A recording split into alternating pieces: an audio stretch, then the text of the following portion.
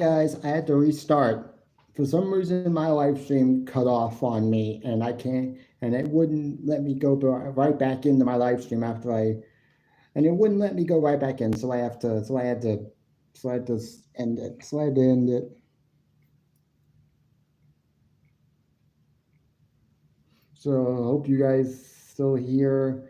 If you guys are just now coming from my other live stream.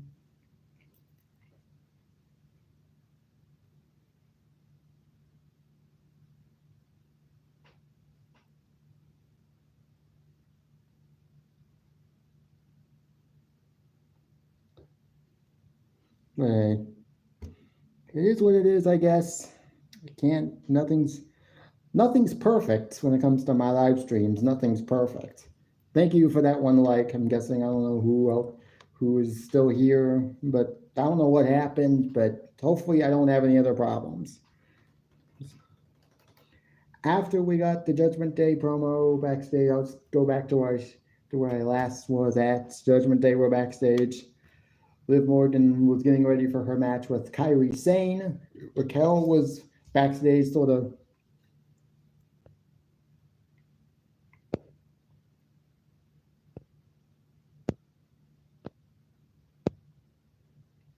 Shut up, Mox. Shut up, Mox. Get out of here. Go to hell. And stay there. Why don't you stay there for Christ's sake? Well, not just bye Troll, but bye Mox, because we all know that's him.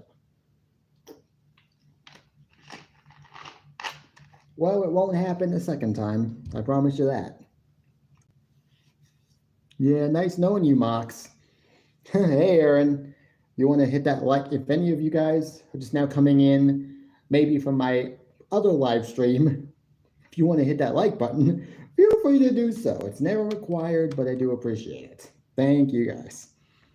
Raquel is obviously not exactly in the best shape to be out there to help Kairi Sane, so Liv Morgan decides that she's gonna take care of business herself. Business herself, and definitely did sound a bit. It was definitely awkward. Awkward, yes. It's obviously. After this, we got the New Day coming out to. Yeah, I know. We got the New Day coming out to make an announcement. Now, I'm not gonna lie. They had Xavier Woods decided to come out there dressed like a pimp. Like, I'm like, okay, I don't know if that was a WWE call where they just wanted him to dress like that, or whether that was a Xavier Woods call and he decided, you know what, I'm just gonna go out there dressed like a pimp. Like, okay, that's a definite choice. Definite choice. If I ever that was a definite choice, and don't know if I like it, but it was a choice. But they were talking about their.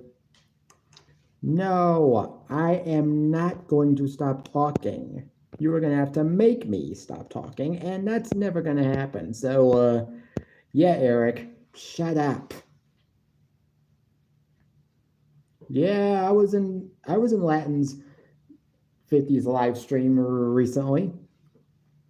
The most recent live stream he had, I was in there for a few minutes, maybe like 10 minutes or so.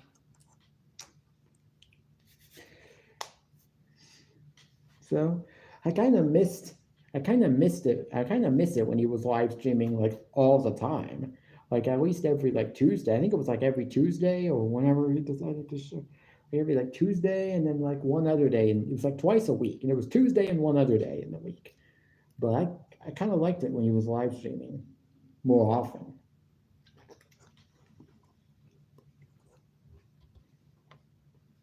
Yeah, go ask Moxley to stop talking. Go ask Moxley to stop talking. But then again, we all know he's not going to shut up when it comes to me, so better But a guy can hope, can he? We got we got AJ Styles. We got AJ Styles versus JD McBurgerhead. JD McDumbbell. JD McDoodoohead. JD McDoodoohead. JD McBighead. JD McBigMac. JD McBigMac.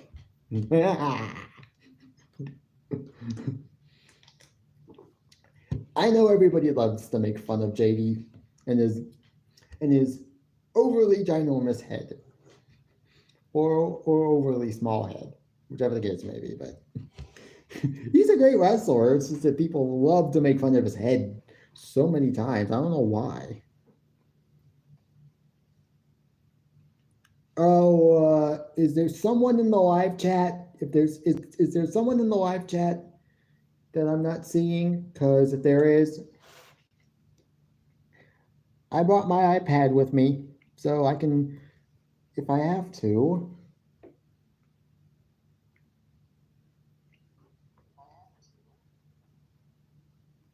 What? Okay, I don't know who. Oh, Ryan Schaefer.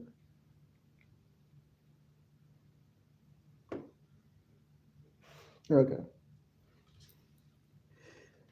Yeah, I don't know who that is, but yeah, I know who Ryan Schaefer is, but they can just. Apparently, I'm not seeing certain people and people's comments on. But it is what it is. It is what it is.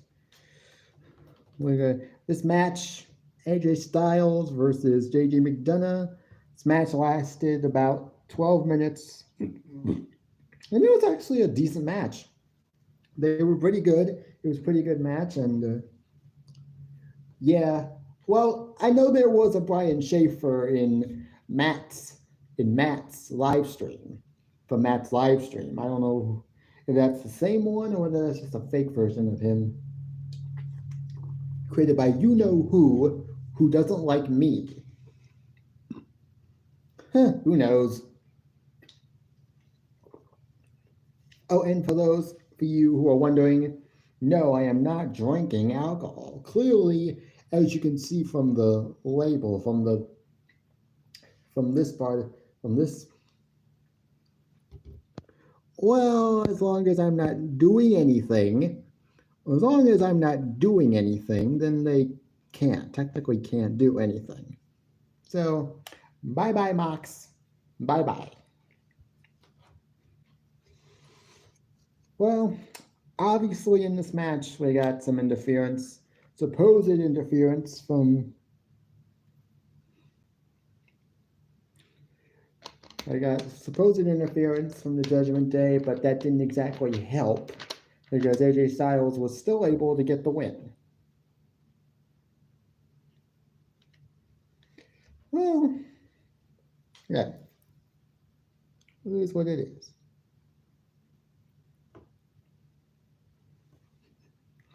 But yeah. After this, we got Sheamus backstage. He was being interviewed, heading into his King of the Ring opening round match against Bronson Reed, Jey Uso, and Rusev. Returning Rusev who has returned and is now no longer. It's no longer Rusev Day. It's no longer the Bulgarian Brute. It's just Rusev.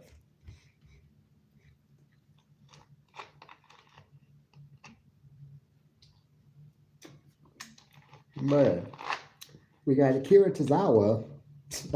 Apparently, Akira Tozawa decided to interrupt his interview and told Sheamus, "Look, I want you to kick Rusev's ass for me." Great.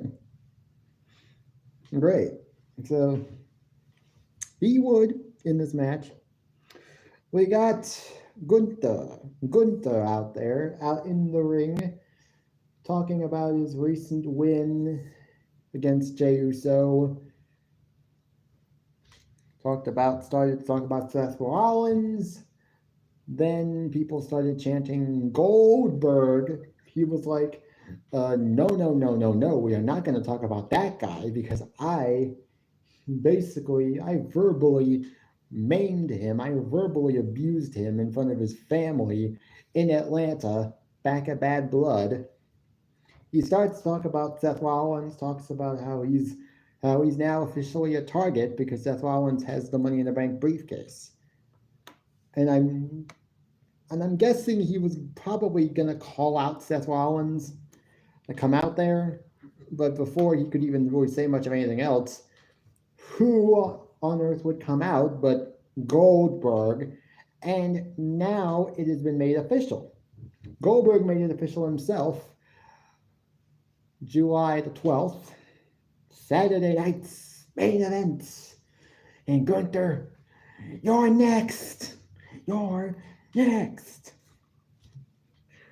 And it has now been made official. And it has also been made official that not only is this match official for Saturday night's main event, but it's also been made official that this will be Goldberg's last match ever. His official retirement match, shall we say.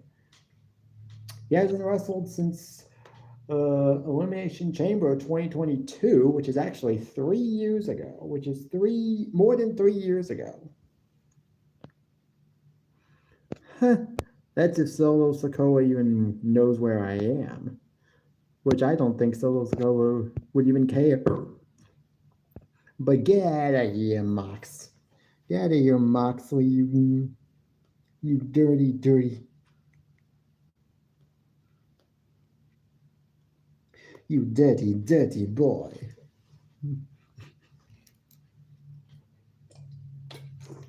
You naughty boy. You're only 17 years old.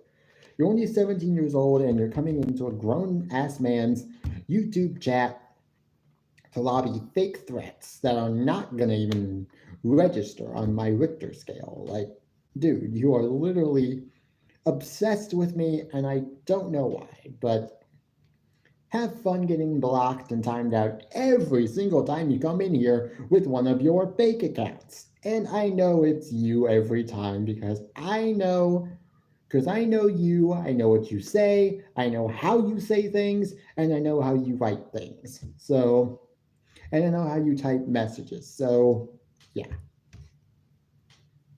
Don't think you can fool me.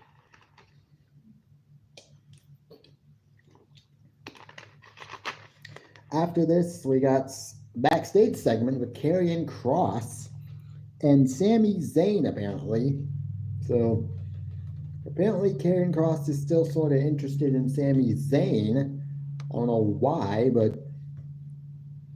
we all know Karrion Kross is a manipulator. He loves to manipulate people. I mean, he manipulated the New Day into eventually turning heel, and he manipulated Miz into also turning heel on his friend R-Truth.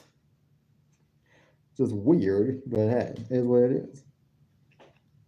It is what it is. Sami Zayn basically tells Karrion Kross here that once King of the Ring is over with, they will probably have a match. Definitely have a match.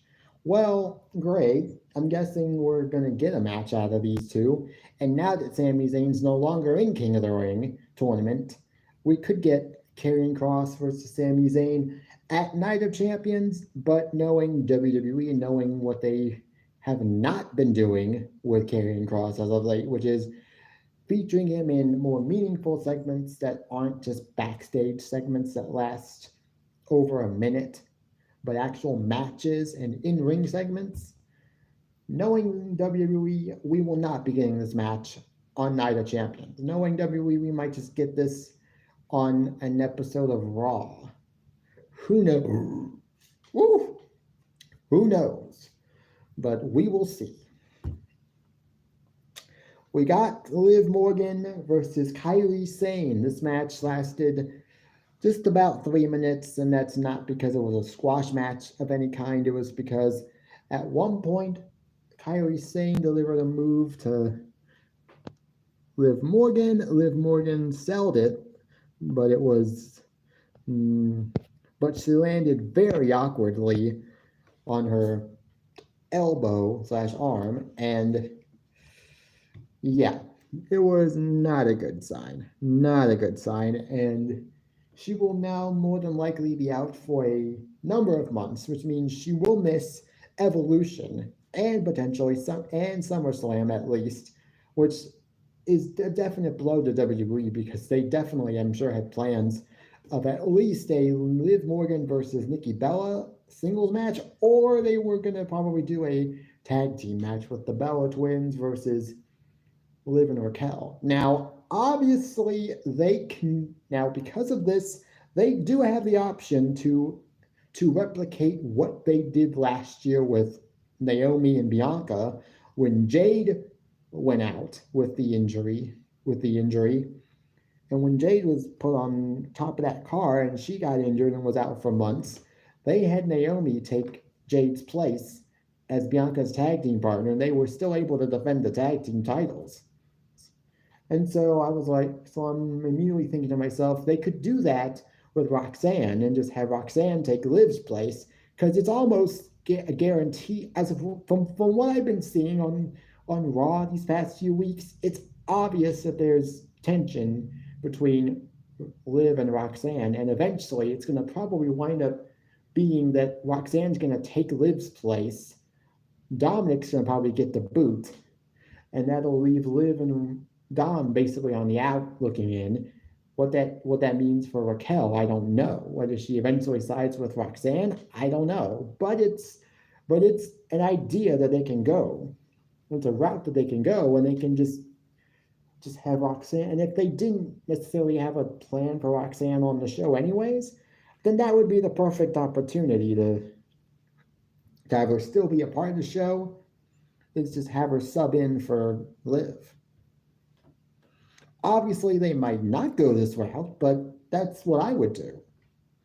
But then again, I'm just a fan, so obviously WWE isn't going to listen to me because from what I heard recently from an interview from Stephanie McMahon and Nick Khan on Stephanie's Where Are You Now podcast, Nick Khan basically let the cat out of the bag and said that WWE creative team have been told to not book for the IWC or for the wrestling fans on the internet. Like, oh, okay, so our voice doesn't matter. So our voice doesn't matter anymore.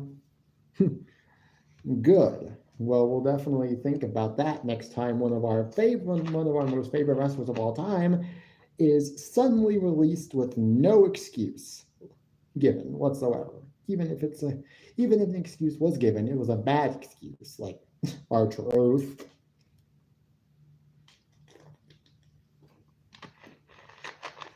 But we also got Bayley. She came out to address Becky Lynch.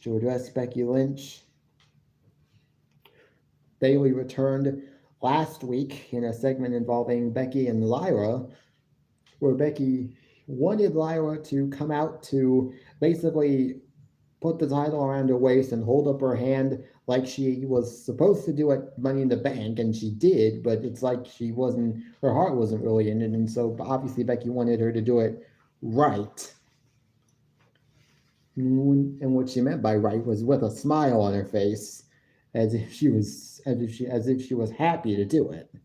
But that didn't happen. Bayley came back. And so this week, Becky Lynch decided to give Bayley a match next week on Raw. And decided that it was going to be non-title because she said so. But then after that, we go backstage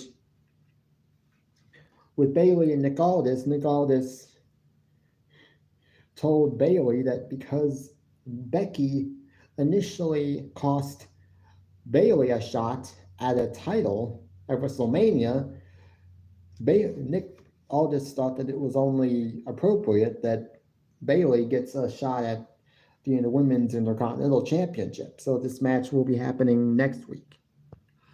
Oh, Cody Rhodes is going to win King of the Ring. Deal with it Doctor Who Whatware / Moxley / whoever it is you want to be this week, wherever it is you want to be this today. You won't allow it? Well, you can't necessarily do anything about it unless you actually go to Saudi Arabia, get into that ring, and literally try to stop Cody Rhodes from winning King of the Ring yourself. But I doubt they'll allow a 17-year-old kid, into the ring.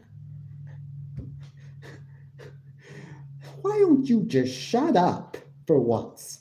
Because everything you're saying is literally going in one ear, out the other. I'm done. I'm done even thinking. It's like, please, you are embarrassing yourself.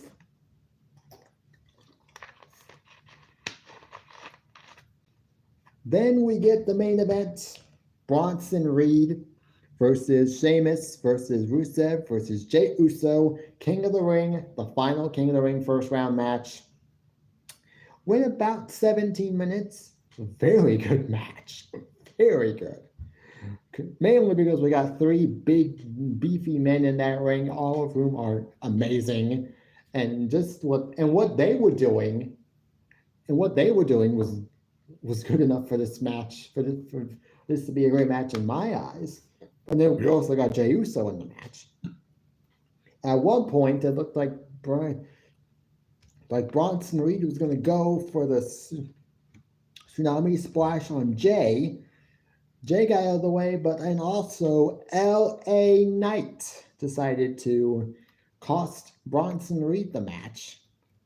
This coming on the heels of Bronson Reed and Braun Breaker costing him his King of the Ring opener match this past Friday night on SmackDown. So the previous Friday night SmackDown. So it is what it is. We got Braun. It's obvious they're leading towards Seth versus LA Knight at some point. When that happens, who knows? We're getting this match. Eventually. Maybe not at Night of Champions because it's a little too late for that match to be made official. We got some matches already planned for the show. But hey, and Jey Uso was able to capitalize and was able to win with a spear on Bronson Reed, then two Uso splashes, probably because he felt the first one wouldn't quite be enough to get the win. But it is what it is. Congrats to Jay. He now moves on to the King of the Ring semifinals against Cody Rhodes, and I fully expect Cody Rhodes to win. There's no way for Jey Uso to win King of the Ring. I just don't see an instance where it happens. I'm more than certain that they're going for Randy versus Cody in the finals. But this was a very good Monday Night Raw episode, minus the Liv Morgan injury.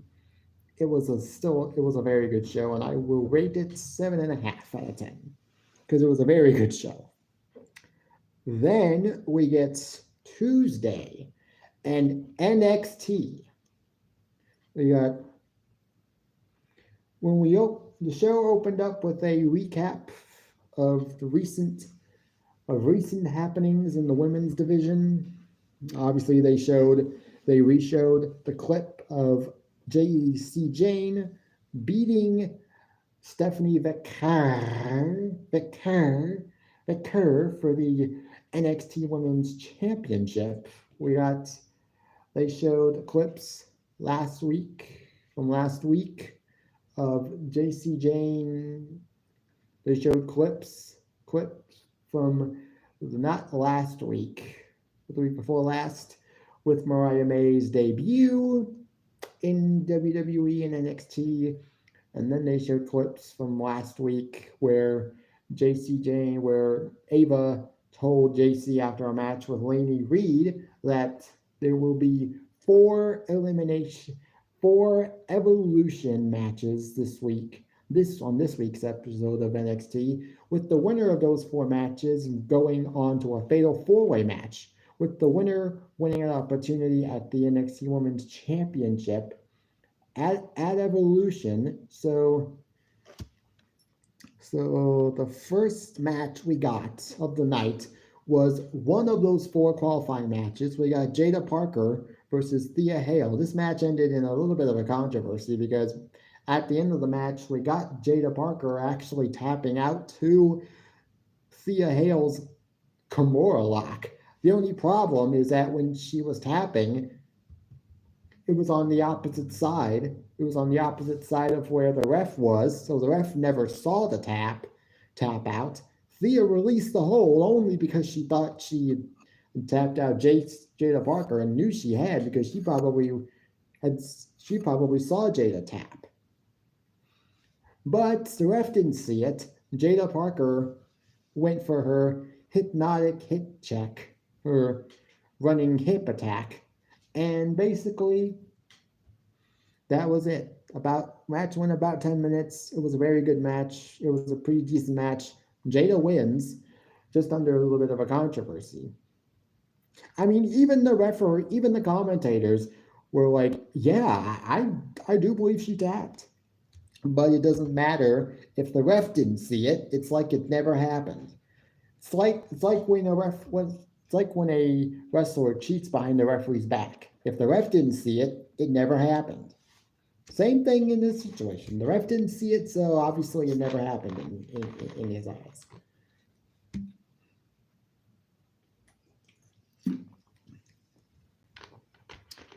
After this, we got to go backstage. We got Trick Williams with First Class. He's getting ready. They're getting ready for a tag team, for a 6-man tag team match later on against Josh Briggs, Yoshiki Inamura, and TNA superstar Elijah. Now, First Class is made up of AJ Francis and Casey Navarro in TNA. They came in the locker room, and AJ told Trick that due to circumstances beyond their control, Casey Navarro would not be able to compete tonight in the 6-man match. Trick gets a little flustered, like, dude, dog, you won't tell me this right now? You gonna tell me right now that you can't go? But they found a replacement in the form of Wes Lee, someone who has had some matches with Trick Williams over the years, over the past couple of months, back when Trick was still technically a face and not a heel at the moment, which it's obvious that he is. But Trick was so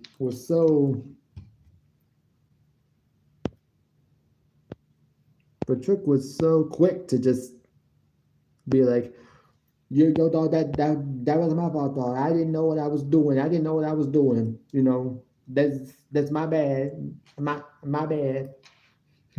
Yeah, as if he didn't mean any of the stuff that he said or any of the stuff that he did to Wes Lee. Like, oh, it's forgiven. Always forgiven in Trick World. After this, we got a video package for Mariah May, who is now going by the name of Blake Monroe.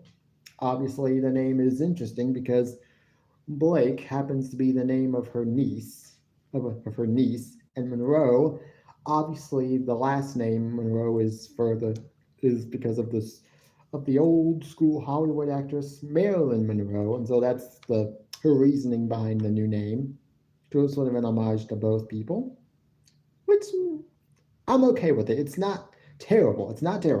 That's all I'll say. We got. Then we get Tony D'Angelo and Luca Crucifino. They are backstage. Tony wants to see Luca in the ring. They get in the ring. Both go back and forth.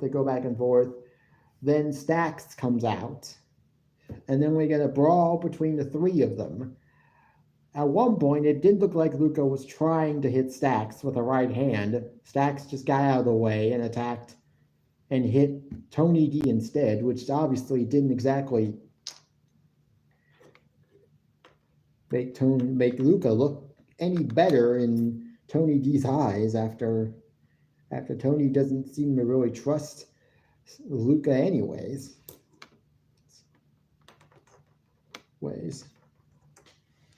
Then we get the seconds. Then we get the second of the 4 Evolution qualifying matches. We got, let me do something for a second. I gotta, any second.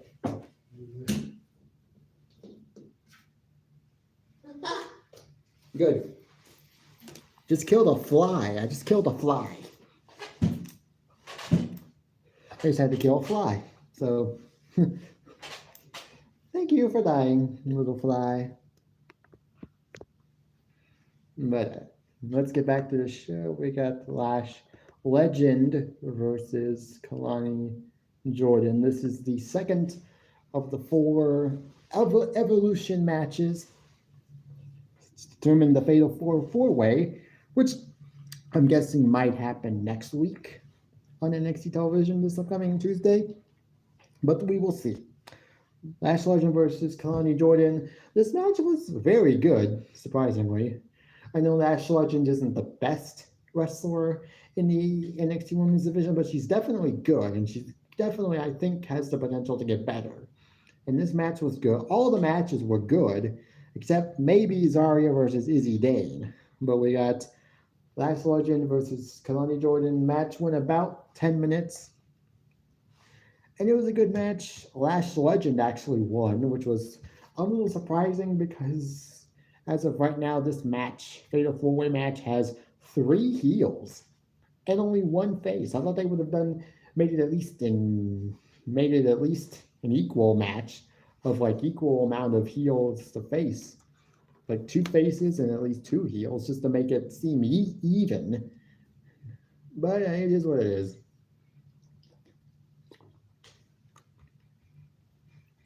I mean, it would have been nice to sort of get Zarya and Jordynne Grace in a match together because I don't know if they've had a match yet. But it is what it is. Lash won, good for her. She moves on to that Fatal 4-way. We then go backstage again with Tony D'Angelo and Ava. He's not happy about what happened with Luca hitting him with the right hand. He still feels like Luca is working with Stacks, and so he wants Stacks to have a match with Luca next week, which Ava says, well, I can't necessarily do that because Stacks has a match next week against Noam Dar for the Heritage Cup. So, it is what it is. But hey,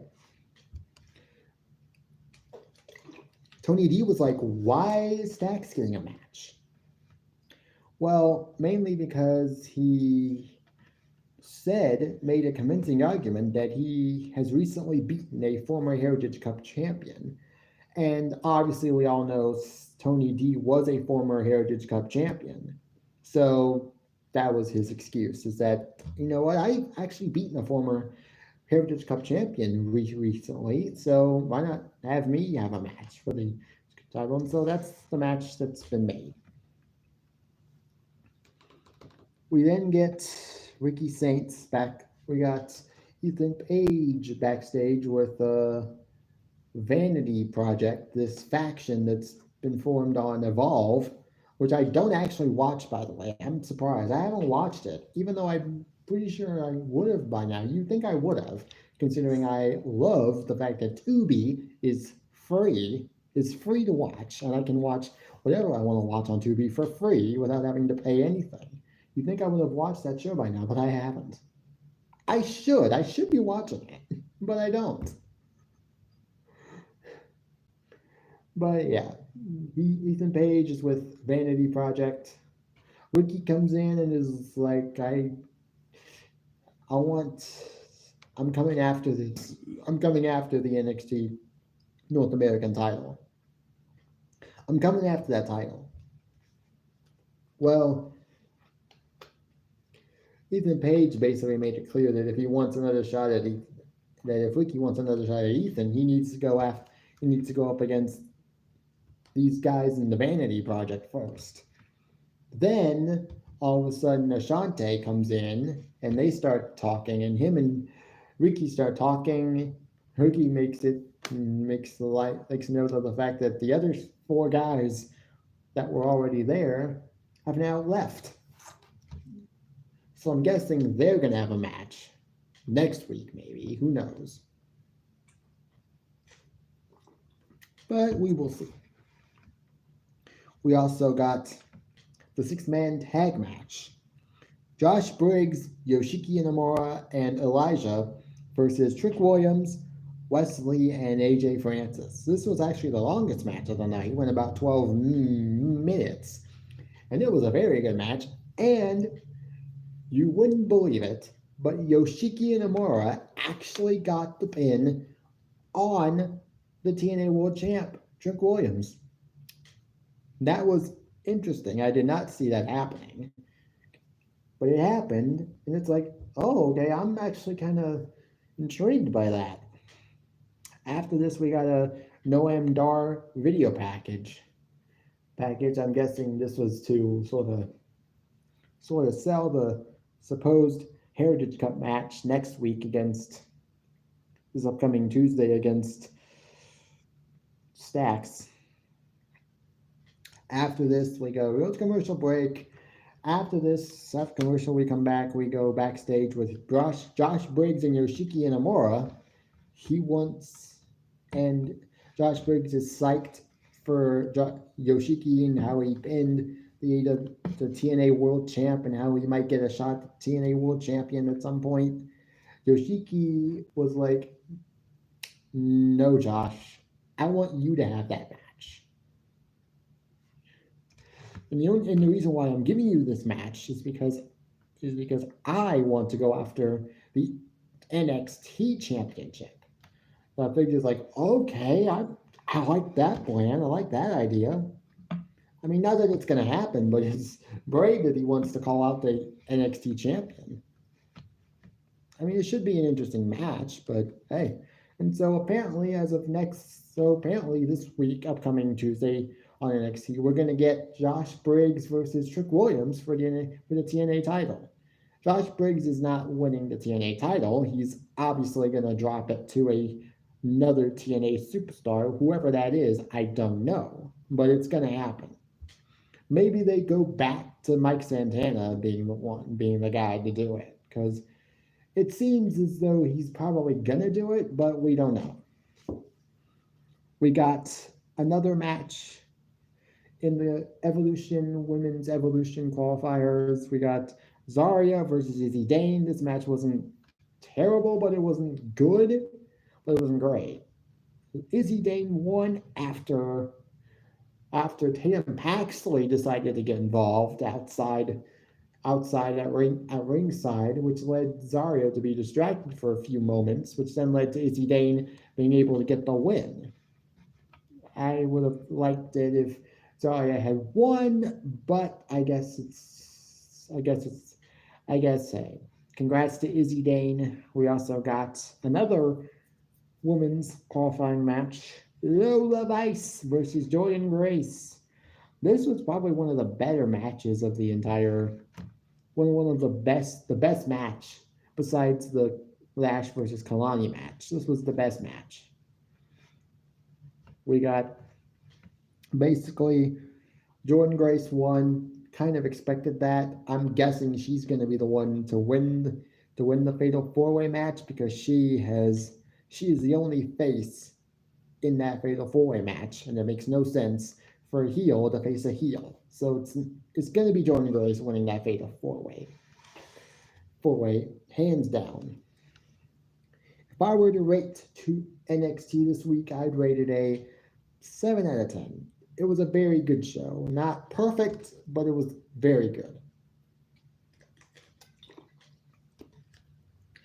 AEW Dynamite was this week. This was another special edition of Dynamite. We've actually had 3 straight special editions of Dynamite.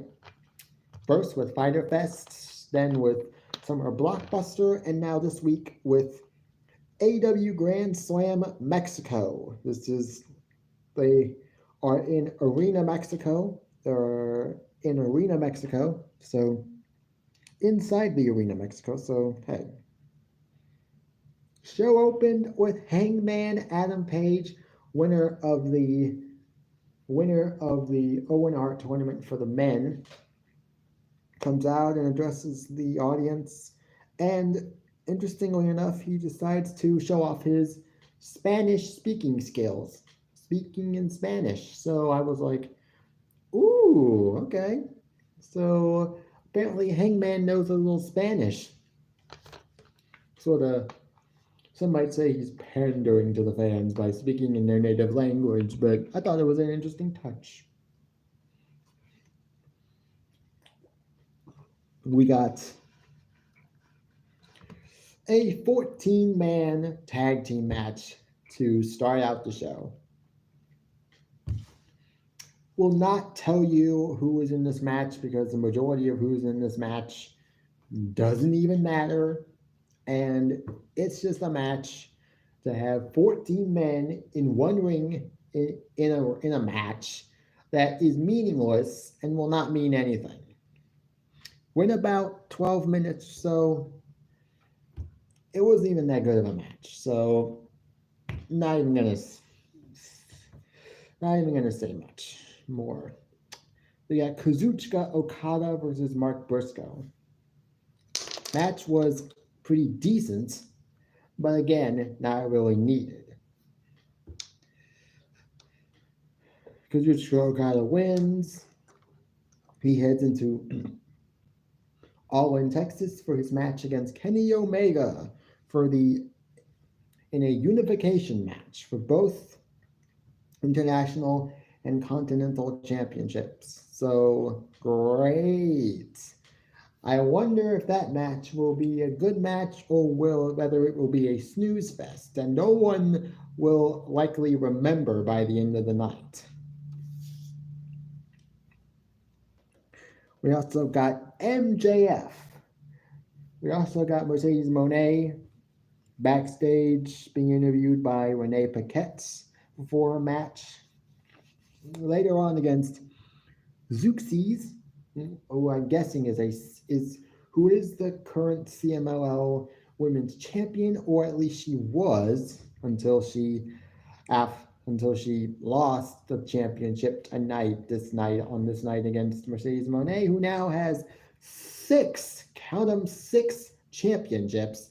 6 championships that she does not need. She only needs really 1, and that's the TBS championship. And we all know she's not dropping that title for a very, very long time. So I wouldn't be a bit surprised if after All In Texas, we're calling Mercedes Moné 7 belts Moné, because I have a scary feeling that Tony Khan is going to feed Toni Storm to Mercedes Moné, and she's going to be the new AEW Women's Champion. She's going to be the first ever double champion in AEW's women's division ever. And I know Tony Khan probably just can't help but resist that. Right.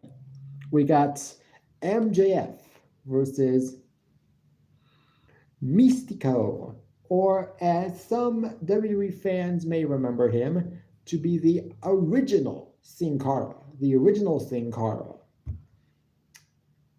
Obvious to say, Mystico in this match was much better than he ever was in his initial WWE run. Because even though we saw Sin Cara a second time around, it wasn't that wasn't him. This wasn't him. That was Hunico. Hunico, playing the Sin Cara character, and he was, I guess you could say he was a lot better at it than the original Sin Cara was. But yeah, that's who this was. Mystico,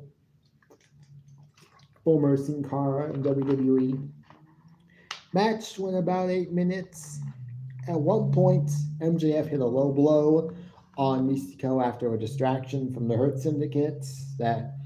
But he was able to kick out of it. But Mystico was able to kick out, which I'm guessing definitely upset MJF, who probably thought that Mystico should have just stayed down after that. Should have just stayed down and not kicked out. So he decided, you know what? Fuck it. I'm going to hit another low blow. And this time the ref saw it and called for the bell. Afterwards, MJF decided to, you know what? I'm going to rip off Mystico's mask and put it on myself.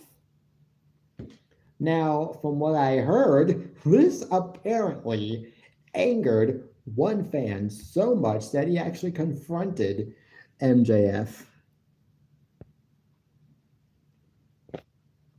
That he actually confronted MJF at the hotel where MJF was staying at post show. I'm like, okay, that I don't really know if I like that. Because yeah, I get it. MJF's a prick. MJF's the kind of guy that you just wanna hate. But still, I would never go that far. I'd never go that far as to go after MJF just because he decided to pull off a luchador's mask, which is obviously is a humiliating thing for a luchador that they have to endure, but still, don't be like those fans. But it is what it is. And it was a good match, actually, but it was just, hey, it is what it is. We got a fatal four-way match, which was I can't remember how many, but it was like a something amount of pesos match. 4,000 pesos match, whatever it was. But it was a fatal four-way match between Mascara Dorado, however you say his last name, versus Ricochet, versus Hologram, versus Lio Rush. Now, it's safe to say this was probably the best wrestling match on the entire show. But then again, I'm also thinking to myself, okay, was this match even necessary? I mean, yes, it was a great wrestling match, but was it necessary? Did it absolutely 100% have to be on the show? And yes, it was a great wrestling match, but that's not the point. We don't come to wrestling shows just to watch great wrestling. That's not the only reason we come to wrestling shows. So, it was a great match, but didn't mean a thing, didn't mean anything. It was just a match for imaginary Mexican money, and it didn't mean anything. We got Mercedes Moné versus Zeuxis for the CMLL Women's Championship. Match went about 8 minutes. Mercedes won the match. Pretty obvious that she was going to win this match. And then post-match, we got a video package played for Timeless Toni Storm, who then decided to come out and attack Mercedes Moné post-match. Now, a lot of people were noting that her outfit, the red trench coat and the hat and everything she was wearing, was very Carmen Sandiego. Now, I know the name, but I'm not sure I know who she is. Yeah, exactly. Maybe someone will comment after the live stream and be like, dude, you don't know who Carmen Sandiego is? If you don't, I'll be happy to let you know who she is. But hey, it is what it is. I will not get tired of watching Toni Storm. Mercedes Moné, I can get tired of watching. But Toni Storm, nah. Then we got the main events. which was a 10-man tag team match. The Hurt Syndicate, the Young Bucks, and the Death Riders of Jon Moxley, Claudio Castagnoli, and Wheeler Yuta versus, I can't remember who was in this, but it was like Swerve Strickland.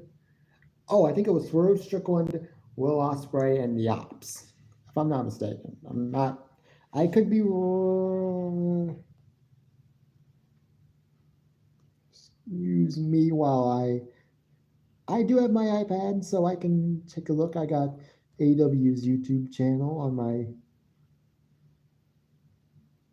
I got AW's YouTube channel on my channel. I'm subscribed, so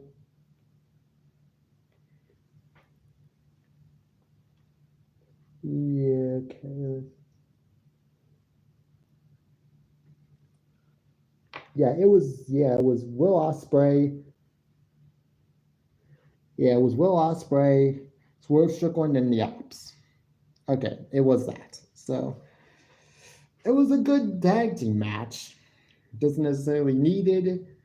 Post-match, the Young Bucks. We're gonna do a post-match beatdown on Swerve Strickland and Will Ospreay. That is before. That is until, and the Death Riders. That is until Hangman and Page came in with a steel chair, and all of a sudden the Death Riders are made to look like weirdos. Like, what? Okay, so apparently we're supposed to think that. So apparently we're supposed to believe that one man is able to fend off 5 other superstars, all because he has a steel chair in his hand. It's like if I was in a 5-on-1 situation, I'd be like, no shit, I'm not getting in that ring. Not with 5. I don't care if I have a steel chair. I'm not getting in the ring with 5 guys. But apparently 5 men are still not enough to overpower one man, even with a steel chair. And it's all because he had a steel chair in his hand. That's why they suddenly decided, you know what, it's not worth it. I would have been like, fuck the steel chair. Go in there and get him. And I would have just sent all 5 of them. And I would have just been like, let's all 5 go in at the same time, instead of just being like, hey, you go in there, then you go in there, and then you go in there, like one at a time. No, that's not how I would have done it. Sometimes they make the Death Riders look so stupid because they retreat way too many times from situations that really should be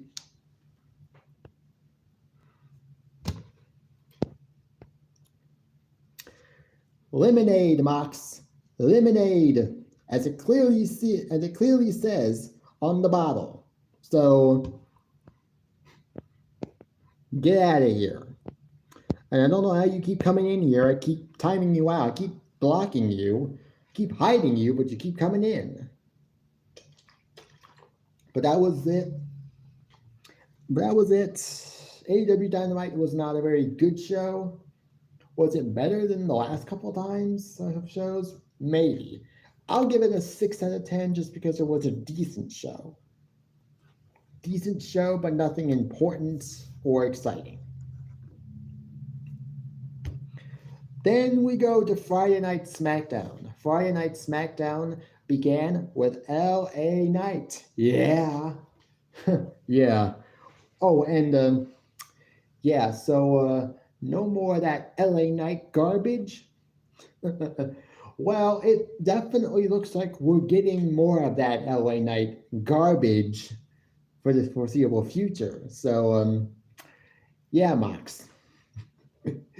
You think that just because Nick Khan told Stephanie McMahon that the WWE creative team has been told not to cater to the fans from now on, that we're no longer getting that LA Knight crap?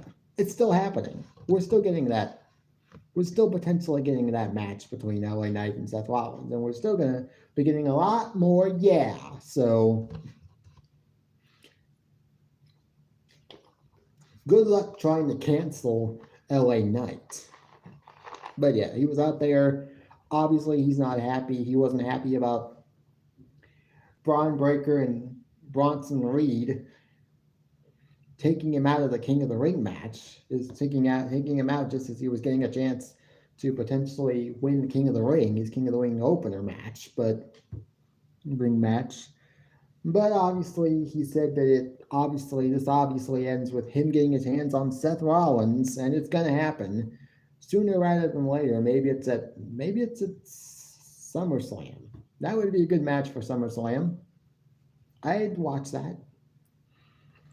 Then Paul Heyman comes out. They go back and forth. Paul Heyman basically makes it clear that if LA Knight doesn't leave the ring right now, that something bad is going to happen to him. And that is not a prediction, that is a spoiler. Yes, and yes, something bad does happen. Bronson Reed and Braun Breaker come out. They attack LA Knight. They throw him over into the timekeeper's area. But they made the fatal mistake of allowing him to recuperate long enough for him to grab a steel chair and attack both Bronson and Braun with it, which then forces him to retreat because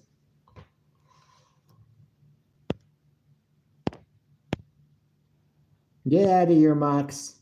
Like I said, get out. You're not welcome here. Now get out.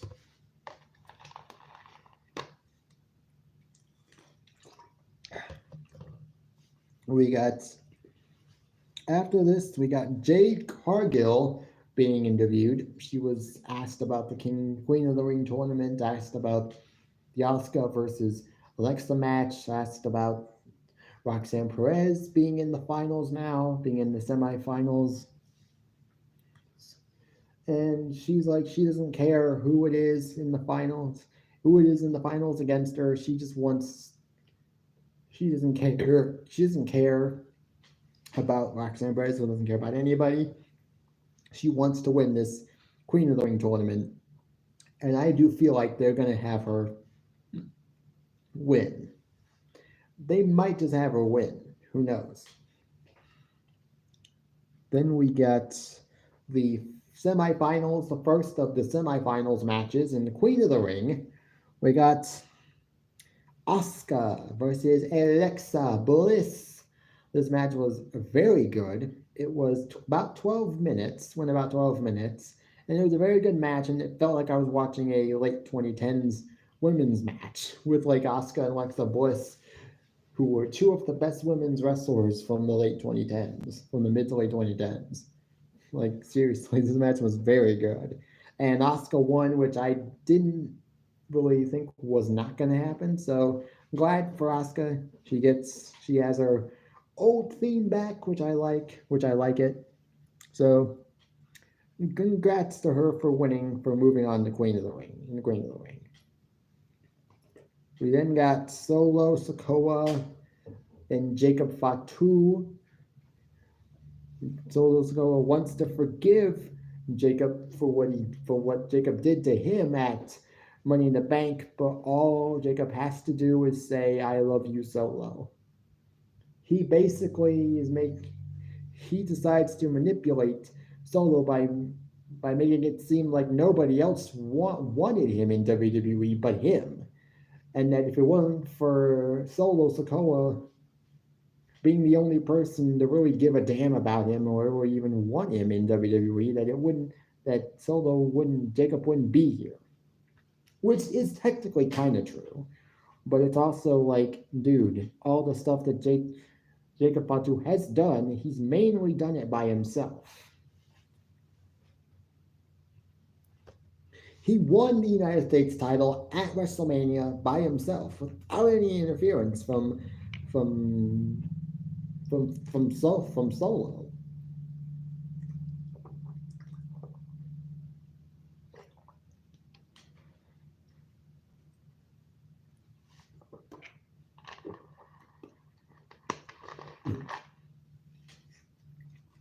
Now there's the obvious red herring in the form of Hikuleo, who has now since made 2 appearances on SmackDown before the show even goes on the air to wrestle a dark match. Apparently, he's now had 2 dark matches, and he's supposed to be debuting imminently. And from what I'm guessing, he will probably choose solo side, which means we will then need at least 1 to 2 other men to join Jacob Fatu. Last night we saw Jimmy Uso be one of those 2 men potentially, and I could easily see Jey Uso being the one to join up as well. And have that be what makes the Usos return, as that is another fracture in the bloodline family and whatnot. It is what it is. This was a good segment.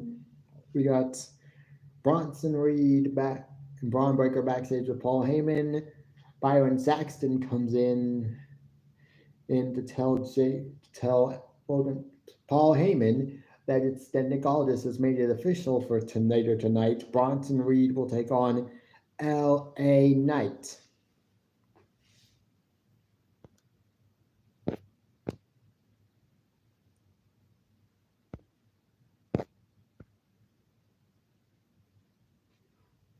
Get out of here, Mox. Get out of my group chat. Okay? Oh, get out of here. You are not welcome here, so get out. Ugh. I mean, you are in rare form tonight, Mox. Today, Mox. I'll give you that. We got Chelsea Green, Charlotte Flair backstage. Chelsea Green is sort of mocking Alexa Bliss after she lost her match against Asuka. Then Charlotte Flair comes in and says, well, if your stand-in would have tapped out 3 seconds sooner, I would have won. I would have still been Queen of the Ring. And Alexa Bliss wouldn't even have a reason to be sad tonight, because she would already be sad about losing last week. This then became a match later on. We then got Nia Jax, Tiffany Stratton segment, where Tiffany decides that this next Friday night SmackDown is going to be her versus Nia Jax, again for the women's title in a last woman standing match.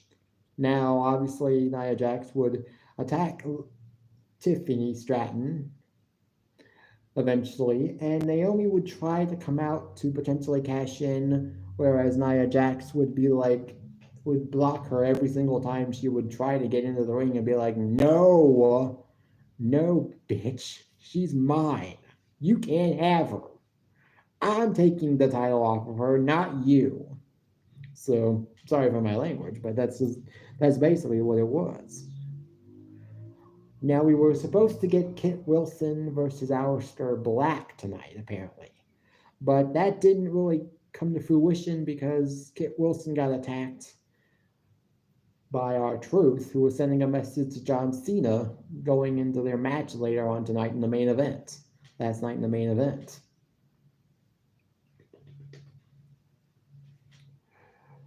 Then we get a segment involving all 4 remaining superstars in the King of the Ring tournament.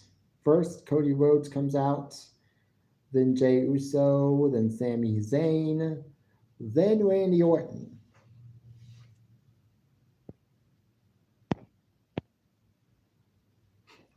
Yeah, you haven't yet founded a job. That's how I know it's you, Mox, because of the way you're wording things. It's making me know that it's you. And you've come up with some new channels I can see, but still won't help you because I will ban you and block you and time you out every single time. We got this bled into the match between Randy Orton and Sami Zayn, King of the Ring tournament semifinals. This match lasted about 13 minutes. Very good match. And Randy Orton wins, which I knew was going to happen, which I had a feeling would happen, although I wasn't 100% sure. But hey, we're getting Randy Orton versus Cody Rhodes in the finals of King of the Ring. It's going to happen. Bookmark this quote. And if Cody Rhodes wins on Monday, then I will just simply say, I told you so. Charlotte Flair versus Chelsea Green. Not much needed to be said here. Went 5 minutes. Chelsea tapped to the figure 4, figure 8, but immediately, Piper Niven decided to do a senton on Charlotte Flair while she was still in the middle of her figure 8, and she came down somewhat awkwardly on her knee.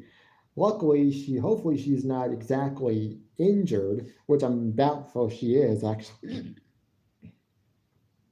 because it didn't look nearly as bad as what happened to Liv Morgan on Monday. But still, I'm like, damn, Piper, you didn't have to do that.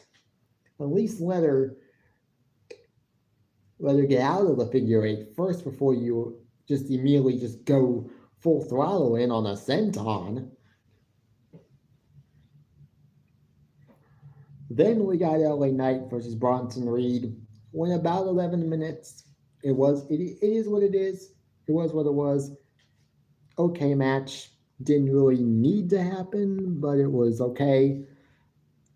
Bronson Reed won. Then Bronson Reed would perform 2 tsunamis. No, I think it was 3 tsunamis on LA Knight. And I'm guessing the match between him and Seth Rollins isn't gonna happen now, which I actually just started, I sort of thought this wasn't gonna happen at Night of Champions, or at least in the near future anyways. But it is what it is. Good for Bronson, because I guess they had to make Bronson Reed look strong after earlier in the night when he was forced to look like a fool for running away from just one person and a steel chair, just like AEW. Then we get the main event. John Cena versus R-Truth. Match went about 6 minutes.